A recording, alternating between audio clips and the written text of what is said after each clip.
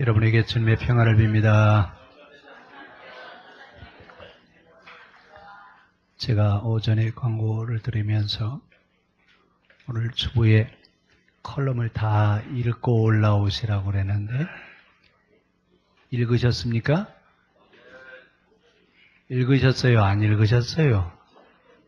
못 읽으셨어요? 안 읽으셨어요? 못 읽으셨어요.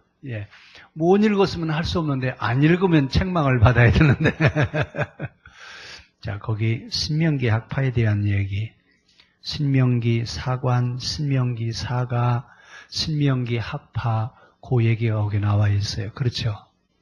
굉장히 중요한 부분이에요. 그 부분을 꼭 오늘 안 읽으신 분은 한번 써오시라고 숙제를 낼까요?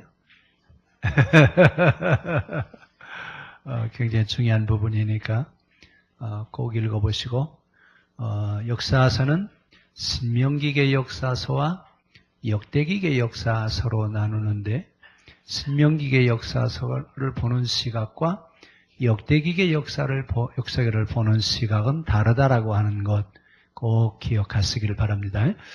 자, 오늘은 이제 사실 마태복음 강해인데 왜 누가복음을 보냐? 마태복음의 예수님의 어린 시절에 대한 이야기보다 누가복음에 더 자세하게 기록을 해놨어요. 그래서 누가복음에 예수님이 어려서 어떤 과정을 거쳤는지, 그리고 예수님이 8일 만에 할례를 받고 성전에 예배하러 가는데 예수님을 알아보신 사람들이 있어요. 그렇죠? 다른 성경은 있어요? 없어요? 다른 성경은 없고 누가복음에만 나와 있어요.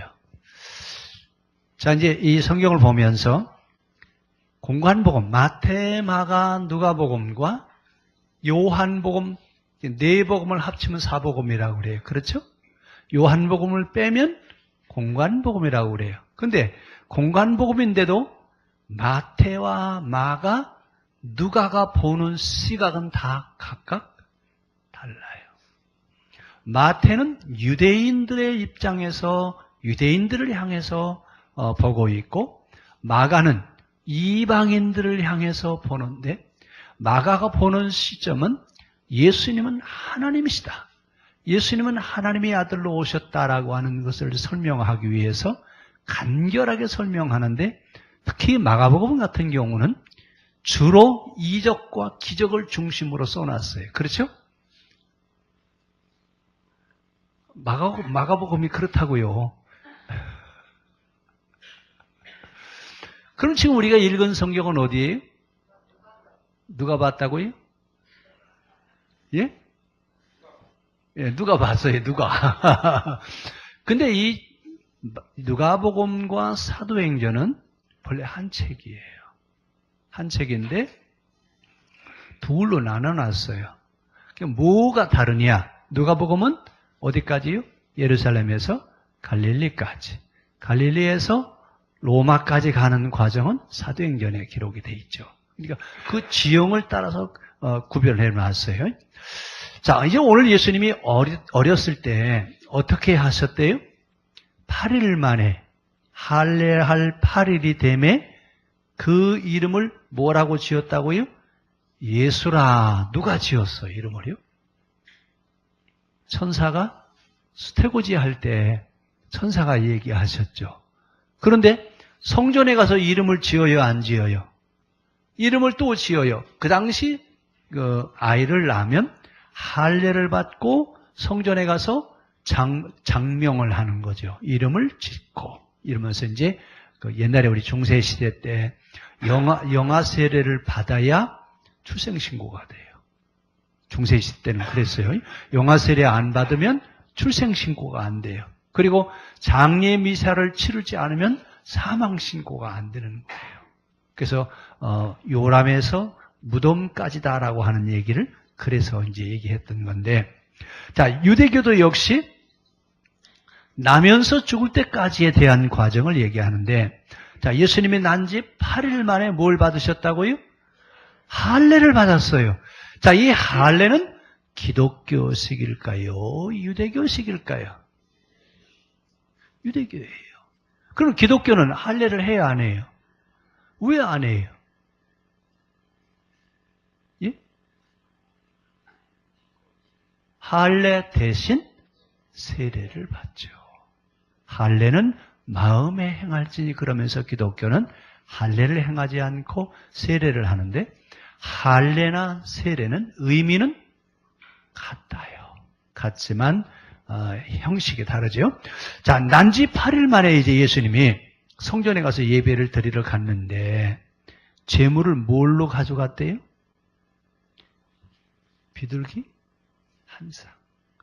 비둘기나 곡식가루를 가져갈 때는 가난한 사람들이 드리는 제물이에요. 그러면 예수님의 집이 어떻게 하셨다고요? 부자였다고요? 가난했다고요? 가난하셨다라고 하는 것을 알 수 있어요. 자, 그러면서 이제 예루살렘에서 예수님을 알아본 사람들이 있어요. 예루살렘 성전에 들어가서 예수님을 알아본 사람들이 누구죠?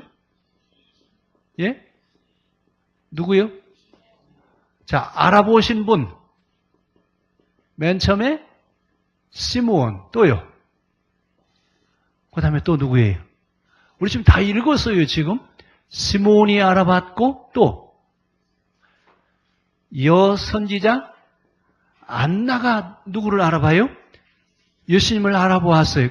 근데 성전 안에 이런 분들만 있었나요? 사실은 성전 안에 누가 있어요? 성전에 대제사장이 있고 또 제사장도 있어요, 없어요? 레위인들도 있고 근데 그 장명인이 있어요. 이름을 지어주는 장명인이 예수님을 알아봤어요? 못 알아봤어요? 못 알아봤어요. 자, 그럼 이제 지금도 우리는 예수님을 알아봐야 돼요? 몰라도 돼요? 근데 이 예수님을 알아보았던 사람들은 누구였어요? 어떤 사람이었어요? 예? 어떤 사람이라고요? 예? 성경에 써 있어요. 어떤 사람이라고요? 어떤 사람이죠? 25절 한번 보세요. 25절. 예루살렘에 시므온이라 하는 사람이 있으니 이 사람은 의롭고 경건하여 이스라엘의 위로를 기다리는 자다. 어떤 사람이었다고요? 의롭고 경건하게 살아갔던 사람이래요. 이런 사람이 누구를 알아본다고요? 예수님을 알아본대요. 그러면 대제사장, 레위인, 장명인, 성전 보초병들, 성전에 거하는 사람들, 이렇게 많은 사람들이 있는데 이 사람들은 당시 뭐 하는 사람들이에요? 그러면요? 특히 대제사장 그러면 우리는 신앙인으로 생각해요? 정치인으로 생각해요? 신앙인이에요? 우리는 신앙인으로 알아보는데 실제는 정치인이에요. 대제사장 이 사람은 정치인이에요. 신앙인이라고 생각하시면 착각이에요. 그러니까 신앙인이 하나님을 알아본다고요? 정치인이 알아본다고요? 그러면 여러분 정치하고 너무 어려운가요? 믿음으로 사는 자가, 그러니까 의롭게 사는 자가 의인을 알아보고, 그렇죠? 의로운 자의 눈에는 의로운 자가 보여요. 경건하게 살아가는 사람은 경건한 자가 보여요. 그럼 우리는 어떻게 살아야 돼요? 자, 어떻게 살아가야 된다고요?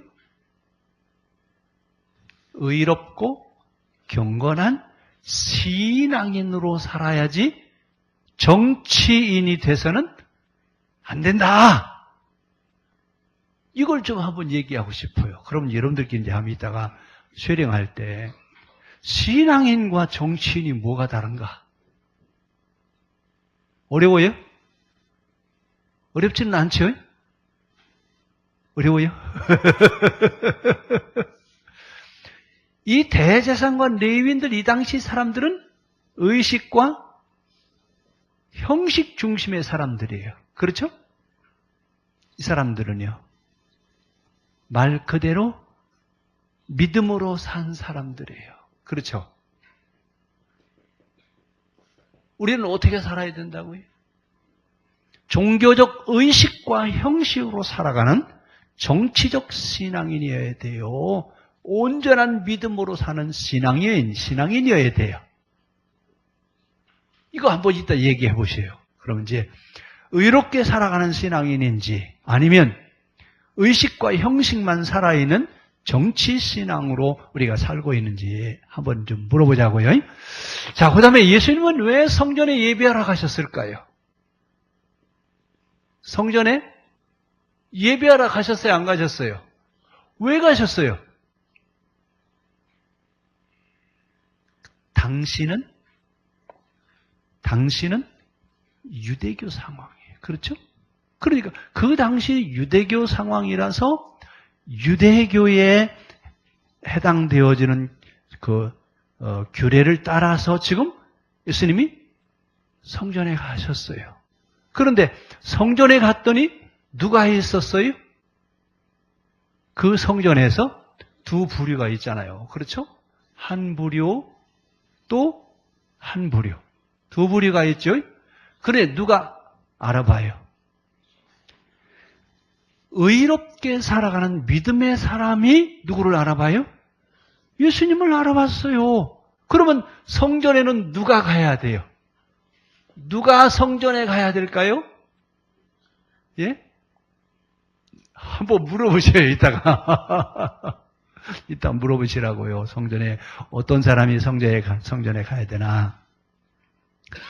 자, 그 다음에,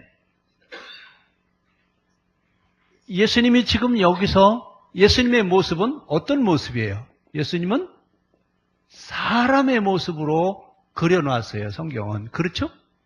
그럼 우리는 뭐라고 그래요? 예수님은 사람 대신 하나님이다. 요한복음에서는 예수님은 하나님이시다. 자, 그러면 공관복음에서 말하는 예수님과 요한복음에서 말하는 예수님은 달라요. 우리는 그러면 예수님을 어떤 예수님으로 알고 있어요?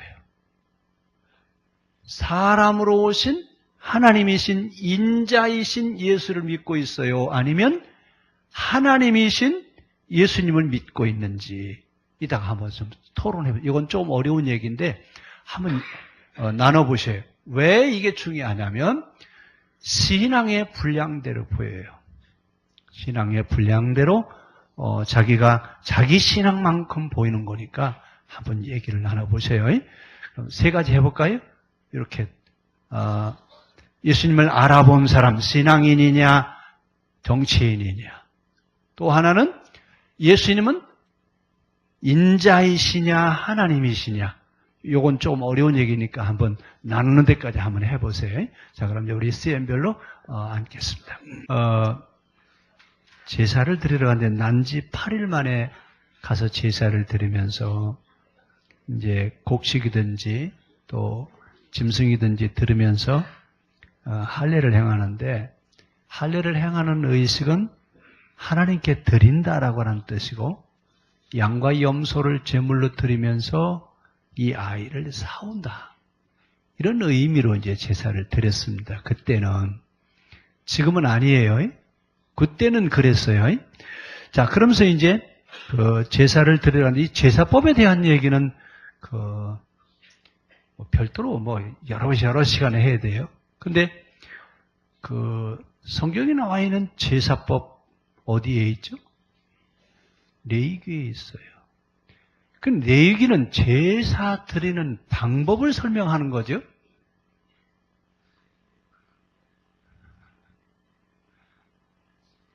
제가 질문한 대로 따라오시면 안 돼요. 레위기는 제사 드리는 법을 설명하는 게 아니에요. 되게 우리는 뭐라고 그래요? 제사는 레위기에 있지 않냐? 레위기에 있는 대로 드려야지.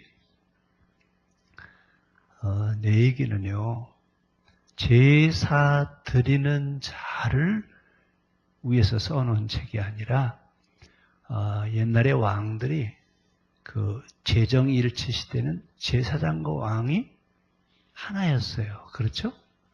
그래서 왕이 독재를 하는데 독재를 할 때는 백성들이 몰라야 독재를 하기가 쉬워요.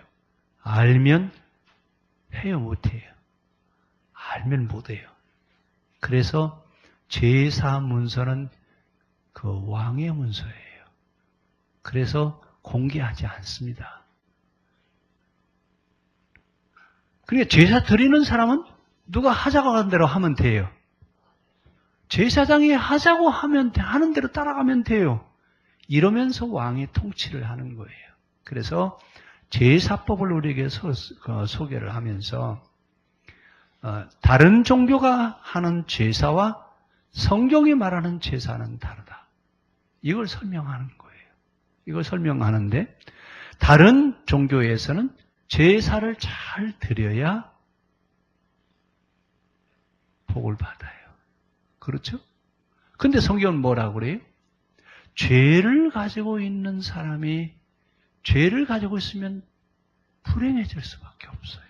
그래서 그 죄를 해결해 주게 하기 위해서 제사법을 얘기해요. 그러니까 제사법은 제사를 드리는 법이 아니라 죄를 용서받게 하는 방법이에요. 그러니까 하나님 섬기는 방법이라고요. 이렇게 이해하시면 제사법에 대한 얘기를 좀 그러니까 이교적 다른 기독교가 아닌 다른 종교 측면으로 이해를 하는 거예요. 기독교적으로 이해할 때는 죄 용서함을 받게 하기 위해서 죄를 지은 사람이 그 죄를 어떻게 해결할 수 있겠느냐 이것을 해결하는 방법을 가지고 얘기한 건데 제사법에서 중요하게 강조하려고 하는 건 뭐냐면 우리가 믿는 하나님은 어떤 분이냐 이것을 설명해요. 제사를 통해서. 그래서 내기를 강의할 기회가 되면 그때 가서 더 자세하게 설명할게요. 그런데 내기를 강의할 아직 자신이 없어요. 좀 더 공부를 하고 그리고 나서 이제 하겠습니다. 자, 그다음에 성전에 예배하러 갔는데 이때 예배하러 간 것은 기독교적인 예배가 아니라 유대교적인 예배예요. 근데 시므온이 예수님을 알아보면서 시므온이 예수님에 대해서 뭐라고 얘기하냐면 34절에 한번 보세요. 자, 시므온이 예수님을 품에 안고 그러면서 하나님 앞에 기도하죠. 그러면서 뭐라고 해요? 그들에게 축복하고 그의 어머니 마리아에게 말하여 이르되 보라 이는 이스라엘 중 많은 사람을 패하거나 흥하게 하며 비방을 받는 표적이 되기 위하여 세움을 받았고 아니 이 양반이 무슨 양반 어떤 양반인데 이렇게 예언을 하신대요? 자, 이 양반은 지금 성령의 바른 이해를 가지고 있어요. 자기 나름대로 예언을 하고 있어요. 성령의 바른 이해를 가지고 예언을 하고 있어요. 자, 그런데 이분이 지금 시므온이 예수님을 정확하게 봤어요? 못 봤어요? 정확하게 봤어요. 그래서 예수님은 왜 오셨다고요? 여러분 이 얘기하면서 이제 나중에 마태복음 강의할 때마다 이 얘기를 할 거예요. 예수님이 왜 오셨다고요? 사람을 패하게 하거나 흥하게 하거나 비방을 받는 표적이 되게 하기 위해서 이 땅에 오셨다. 표적이 되기 위해서요? 그렇죠. 이 이야기를 한마디로 요약을 하면 잘못된 것을 바로 잡으려고 오셨어요. 누가요? 그래서 비방을 받는 표적이 되는 거예요. 이제 가다 보면 앞으로 이제 바리새인들과 사두개인들과 싸워야 안 싸워요? 많이 부딪히세요. 뭐 명절 때 예루살렘 성전에 올라가면 바리새인들과 사두개인들과 많이 부딪히시잖아요. 그러면 그 당시 바리새인과 서기관은 누구예요? 유대교 종교 지도자들이에요. 유대교 종교 지도자들과 부딪히시는 거예요. 왜 부딪혀요? 그동안 잘못된 종교, 어떤 종교라고 그랬죠? 유대교가 잘못된 것을 바로 잡으려고 할 때 그 유대인들은요, 자기들이 잘못됐다고 인정을 해야 안 해요? 늘 뭐라고 착각해요? 신앙생활을 잘 하고 있다. 신앙생활을 바르게 하고 있다.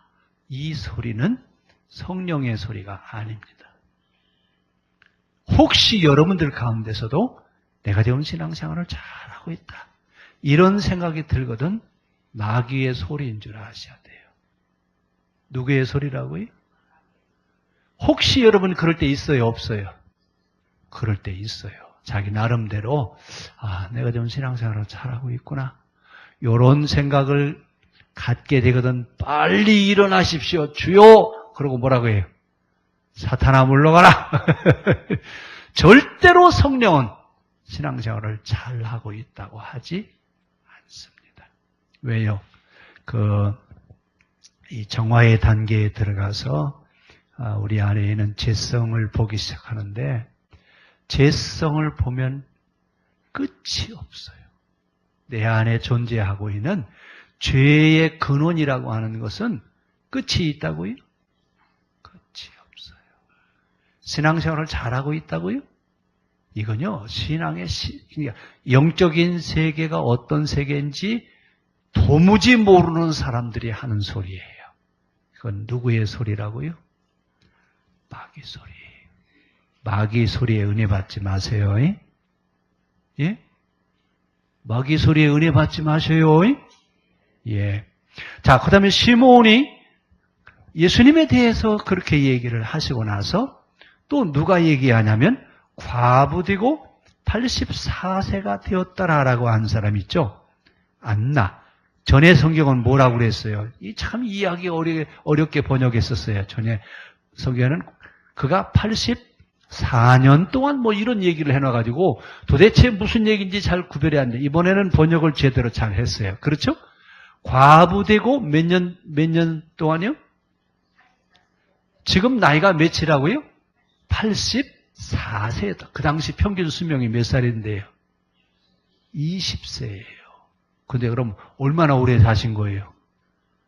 다른 사람 4배는 사셨어요. 아주 굉장히 수하시는 그런 분이에요. 그렇죠? 자, 근데 이분이 뭐라고 얘기해요? 이분이 뭐라고 그랬죠?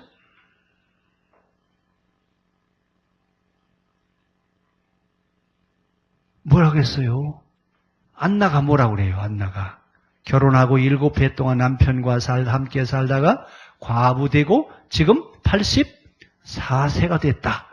근데 그 양반이 지금 뭐라고? 이 사람이 성전을 떠나지 아니하고 주야로 금식하며 기도함으로 섬기더니 마침 이때에 나와서 하나님께 감사하고 예루살렘의 속량을 바란 모든 사람에게 그에 대하여 말하니라. 예루살렘의 속량 받기를 원했다는 얘기는 유대교가 고침을 받기를 원했다 그 말이에요. 누가요? 누구한테 그 말씀을 주셨다고요? 안나한테 하나님이 그 말씀을 주신 거예요. 자, 그러면서 이제 시몬이나 안나가 예수님에 대해서 말씀하시는 이야기가 여러분 이제 앞으로 들어가서 이제 마태복음의 예수님을 이해하는데 아주 중요한 역할을 할 겁니다. 지금은 여기서 봐서는 잘 몰라요. 그 다음에 이제 숙제를 하나 드리려고 그래요. 다음 주에 우리 CM 단합대회 한다고 그랬죠. 그러니까 이제 한 주간 다음 주에는 설교를 못 할 것 같아요. 그 다음 주에 오실 때 예수님의 40일 기도가 뭔지 알아가지고 오세요. 예수님 뭐 하셨다고요? 40일 금식 기도하러 가세요. 누구한테 시험을 받으시고? 마귀에게 이끌려서 마귀로 하여금 시험을 받으셔요. 그렇죠? 40일 금식 기도하고 나서 마귀에게 또 시험을 받으셔요. 40일 금식 기도가 뭐였을까? 너무 어려워요? 자, 성경은 함축, 은폐, 생략된 부분들이 너무나 많아요. 왜냐하면 문서화되어 있는 그런 책들로 된 것이 아니라 구전으로 내려오던 것들을 문서화해 놓은 것들이기 때문에 생략된 것들이 많아요. 근데 그런 부분들을 우리가 이제 찾아내야 되는데 예수님의 40일 금식 기도는 뭐 하는 시간이었냐? 그 앞에, 그 뒤에 가서 마귀에게 이끌려 마귀에게 시험을 받으시는 이런 이야기들을 쭉 하셔요. 거기에 답이 있어요. 그러니까 성경은 생각하고 봐야 돼요. 그냥 보셔도 이해가 돼요. 그냥 보시면 다 아시죠? 이제는 자신있게 얘기 안 하셔요. 그전에는. 제가 늘 얘기하죠. 성경은 해석되어져야 될 책이지, 읽고 넘겨가는 문자를 해석하는 책이 아니라고 하는 거. 그 가운데 제일 어려운 성경은 어딜까요? 여러분들이 성경 해석하는 가운데 제일 어려운 성경이 어떤 성경이에요? 예? 요한? 계시록? 그럼 저한테 물어보세요. 예? 요한계시록이 어렵다고요? 그거보다 더 어려운 성경책은 욥기예요. 욥기는 우리가 가지고 있는 인과응보 사상에 대한 얘기를 하고 있는데 그 얘기가 아니에요. 욥기는 욥이 처한 영적인 경지에 가지 않으면 욥기는 해석이 안 됩니다. 그건 영적인 책이지 문자로 어떤 읽어서 해결될 책이 아니에요. 요한계시록은 우리가 읽을 때 어려워요. 왜? 왜 어려워요? 예? 은어로 기록해놨으니까 어렵죠. 요즘 애들 그 왜 카톡이나 이런 데 쓰는 말 아셔요?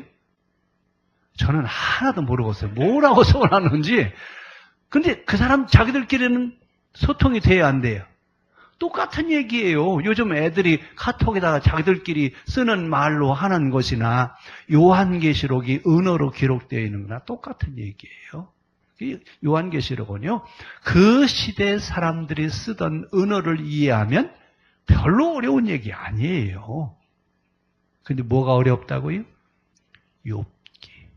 욥기가 성경 중에 제일 어려운 성경입니다. 근데 우린 욥기를 읽으면서 뭐 얘기해? 욥이 고난을 겪고 그리고 다 죽고 자식도 죽고 다 죽고 나중에는 또 몇 배로 받았다고요?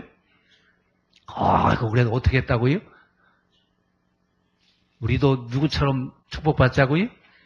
아이고 참 저는 그렇게 할 자신 없어요. 정말 어려운 얘기예요. 욥의 영적인 상태를 가르칩니다. 욥이 어떤 영적 경지에 가 있었느냐. 그 다음에 더 어려운 그것만큼 어려운 책이 또 있어요. 어떤 책이죠? 여러분들 쉽게 보시는 요한복음이에요. 요즘 수요일날 저녁에 오시는 분들 지난 시간에 요한복음 17장에 대한 얘기 했었죠. 예수님의 기도. 겟세마네 기도인데 공관복음에서 나와 있는 기도하고 요한복음에 나와 있는 겟세마네 기도하고 같아야 달라요. 공관복음에서는 될 수만 있으면 이 잔이 내게서 지나가기를 원합니다. 그랬는데 요한복음 17장은요. 그런 얘기 있어요? 아니에요. 전혀 다른 얘기예요. 아니 그러면 어떻게 요한은 겟세마네 예수님의 기도를 녹음기를 가져가서 녹음했나 봐요. 그렇죠? 그러면요. 속기에 했나 보죠. 예수님이 기도하시는 옆에서 다 받았었나 봐요. 그러니까 그렇게 하나도 안 빼놓고 정확하게 기록을 했죠. 그게 아니라 요한이 하나님의 면전 체험을 하면서 겟세마네 그 현장으로 가는 거예요. 그때 예수님이 기도가 어떤 기도였는지 그때 주시는 거예요. 그러니까 그런 것 해석하기가 정말 어려워요. 왜 어렵냐? 영적인 경지를 이해하지 못하면 해석이 돼요? 해석하기 어렵습니다. 자, 하여튼 그 다음에 예수님을 또 알아본 사람 또 있어요. 누구죠? 회개하라. 천국이 가까웠느니라 했던 분 있죠. 누구죠? 세례 요한. 자, 세례 요한은 예수님을 알아보는데 뭐라고 그래요? 자기는 예수님의 그 신발끈도 묶어줄 만한 사람이 못 된다. 그분은 능력이 성령과 불로 너희들에게 능력을 주시는 분이 나는 그분에게 비하면 아무것도 아니다. 자, 지금 누구를 바로 알아봐요. 예수님이 누구이신지 바로 알아. 근데 여러분 잘 보세요. 시몬, 안나, 세례 요한 이런 분들의 삶을 잘 보세요. 세례 요한은 쿰난 공동체, 에세네파의 일원인 쿰난 공동체에서 광야에 나가서 살아가는 쿰난 공동체의 일원으로 광야에서 살았다고 그랬어요. 그들이 먹던 음식이 뭐죠? 메뚜기와 석청. 그러니까 어떤 사람이 그래요. 최고의 자연식품이네요. 여러분, 그 당시 광야에 있는 사람들이 일상적으로 먹었던 음식이에요. 그건 광야 사람들이 먹는 음식이에요. 왜? 농사를 짓지 않으니까. 사막에서 여러분 얻어낼 게 뭐가 있어요? 그러니까 메뚜기하고 들꿀 이런 거 갖다가 먹고 살았던지요. 근데 그 가운데에서 하나님의 사람이 나타나서 예수 그리스도를 바로 알아보는 겁니다. 그 쿰난 공동체에 대한 얘기는 그때 가서 또 얘기를 할게요. 그 다음에 예수님이 태어나셨을 때 예수님을 영접하러 온 사람들이 있죠. 누구 있었죠? 동방박사하고 목동들. 그런데 동방박사들은 이 사람들은 유대인이에요? 이방인이에요? 근데 유대인들은 이런 사람들을 뭐라고 부르죠? 지옥의 백성, 지옥 갈 사람들이라고 했는데 그 사람들이 예수님을 영접했고요. 목동들은요? 그 당시 목동은 뭐라고 불렀다고요? 도둑놈의 대명사예요.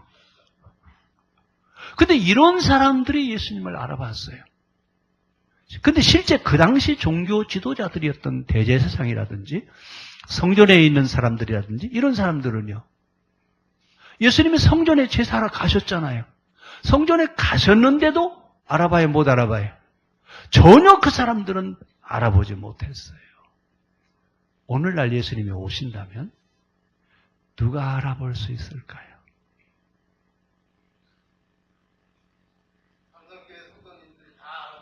할렐루야! 역시!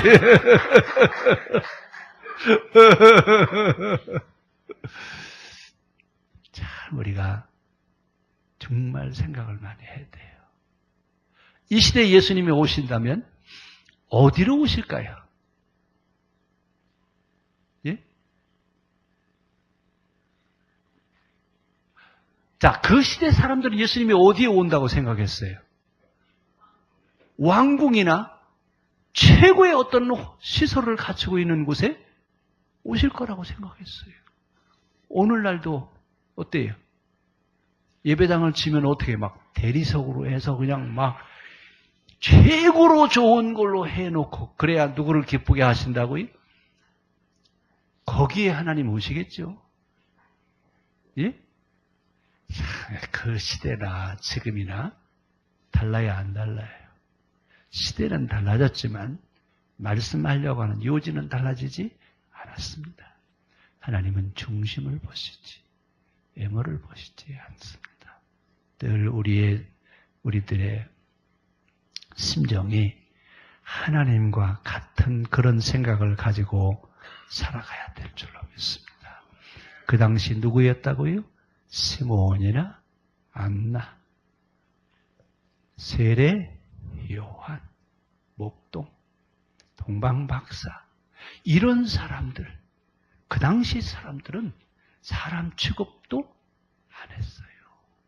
그런데 그들을 통해서 하나님이 일하셨고 그들을 알게 하셨습니다. 자, 누구냐? 그게 유명한 사람들입니까? 아니에요. 정말 신실하고 의롭게 살아가는 사람들을 통해서 주님은 말씀하십니다. 우리가 그렇게 살아갈 수 있기를 바랍니다. 기도하겠습니다.